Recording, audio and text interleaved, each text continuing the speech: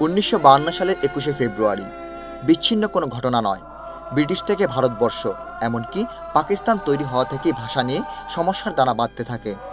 1948 সালের 21শে মার্চ পাকিস্তানের প্রথম গভর্নর মোহাম্মদ আলী জিন্নাহ ঢাকার রেসকোর্স ময়দানে ঘোষণা করেন উর্দুই হবে পাকিস্তানের একমাত্র ভাষা। প্রতিবাদ মুখর হলো বাংলা ভাষাভাষী মানুষ। মাতৃভাষা বাংলার দাবিতে সচিবালয় অভিমুখে ছাত্র জনতা বের করে মিছিল।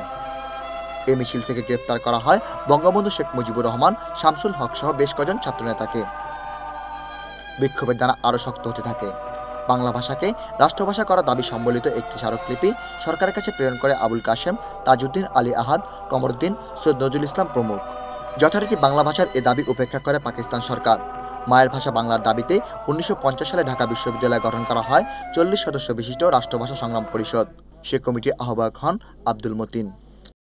সেই সময় ছাত্ররা এই যে সমস্ত ইস্ট বেঙ্গল পাকিস্তান ব্যাপী যে আমি বিশ্ববিদ্যালয় সংগ্রাম কমিটির আহ্বায়ক ছিলাম, ছাত্রদেরকে বলেছি যে কি করব বলেন, বলে যে এই করেন, ব্রেক করতে হবে।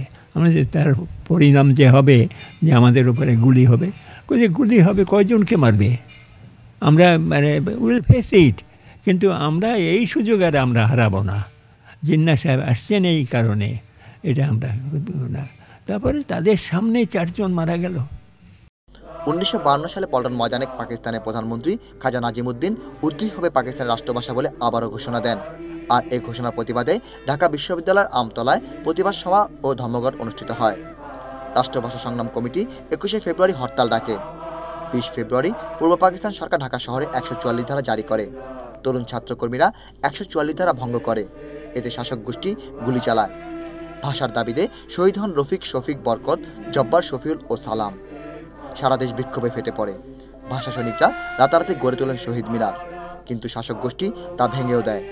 বিক্ষোভ থামে না। অবশেষে বাংলা অন্যতম রাষ্ট্রভাষা হিসেবে পায় স্বীকৃতি। 21 আমাদের অহংকার, ফেব্রুয়ারি আমাদের মাথা নত না করার অঙ্গীকার। 21 আমাদের দৃঢ় প্রত্যয়, এগিয়ে যাবার দীপ্ত শপথ।